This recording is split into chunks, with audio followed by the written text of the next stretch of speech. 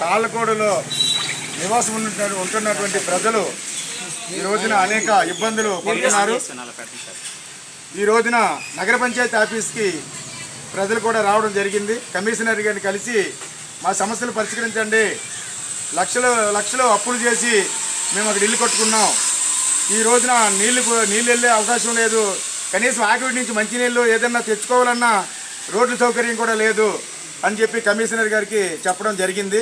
కానీ కమిషనర్ గారు ఏమంటున్నారంటే మా పరిధిలో లేదు, ఇది కలెక్టర్ గారు జిల్లా కలెక్టర్ గారి ఆధ్వర్యంలో జరుగుతుంది కాబట్టి మాకు ఇంకా హ్యాండ్ ఓవర్ చేయలేదు, వాళ్ళు హ్యాండ్ ఓవర్ చేసి క్యాష్ రిలీజ్ చేస్తే మాకు బాగా తప్పు చెబితే మేము పట్టించుకొని రోడ్లు కానీ మంచినీళ్ళు కానీ డ్రైనేజీలు కానీ ఏవైతే సమస్యలు ఉన్నాయో ఆ సమస్యలన్నీ మేము చేస్తాం తప్ప మా పరిధిలో అయితే ఏం లేదు, మేము కలెక్టర్ గారి దృష్టికి తీసుకెళ్తామని చెప్పి అంటున్నారు.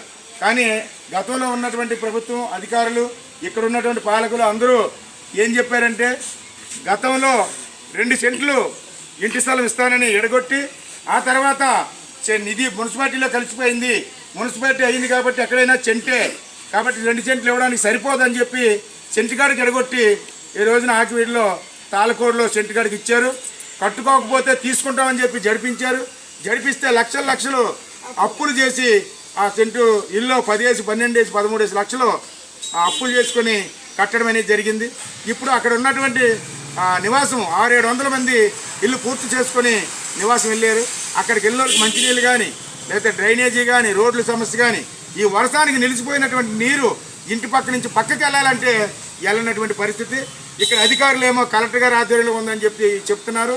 వాళ్ళేమో గతంలో మీకు శాంక్షన్ అయినాయి 45 లక్షలు అప్రోచ్ రోడ్లకు శాంక్షన్ అయింది, మీకు రోడ్లు వేసేస్తాం, మంచినీళ్ళు కూడా 2 ట్యాంకులతో పంపిస్తామని చెప్పి గతంలో కలెక్టర్ గారికి కూడా చెప్పడం జరిగింది. కానీ మంచినీళ్ళు పంపించారంట, కానీ ఇక్కడ అధికారులు కానీ లేకపోతే తీసుకెళ్ళిన వాళ్ళు కానీ డబ్బులు ఇచ్చిన వాళ్ళకే మంచినీళ్ళు వేసారనేది ఈ బాధ్యతలో చెబుతున్నారు. అవసరమైతే ఆ డ్రైవర్ ఎవరో తీసుకున్నారో ఎవరో మేము చెబుతున్నారు. కాబట్టి మంచినీళ్ళ ట్యాంక్ వెళ్ళేటప్పుడు అందరికీ పొయ్యాలి, ఒకసారి వెళ్ళిపోయి 2 సార్లు వెళ్ళిపోతే సరిపోదు అంతమందికి. కాబట్టి ఒక ట్యాంక్ కేటాయించి అందరికీ మంచినీళ్ళు అందించాలి. అదేవిధంగా ఆ రోజున కలెక్టర్ గారు చెప్పిన విధంగా కలెక్టర్ గారు కూడా బాధ్యత తీసుకోవాలి, మరి ఎంతవరకు తీసుకున్నారో తెలవదు. కుప్పనపూడి నుంచి కూడా ఒక ట్యాంకు పంపిస్తామని చెప్పడం జరిగింది. కాబట్టి అక్కడి నుంచి రాలేసారు కదా, ఇక్కడి నుంచి వెళ్ళింది మాత్రం డబ్బులు ఇచ్చిన వాళ్ళకే మంచినీళ్ళు వేసారని చెప్పి వీళ్ళు చెబుతున్నారు. కాబట్టి ఇప్పటికైనా ఇక్కడ ఉన్నటువంటి అధికారులు కలెక్టర్ గారు అందరూ కూడా స్పందించి ఈ తాళ్ళకోడు ప్రజలు సమస్యలు పరిష్కరించాలని కోరుతున్నాం.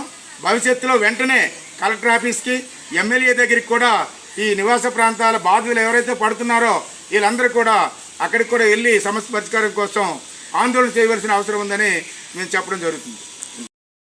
లేదు కూడా అంటున్నారు. ఇప్పుడు ఎవరికి వెళ్ళి చెప్పుకోవాలో మాకు తెలియట్లేదు.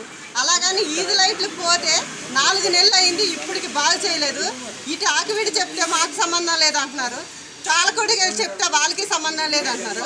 మేము ఎవరో చెప్పుకోవాలో కూడా తెలియట్లేదు. ఇప్పుడు మా మట్టిలంతా కూడా గోతులు అడిపోయినాయి. పిల్లలు వెళ్ళటానికి నడుస్తాకి కూడా వీలు లేదు.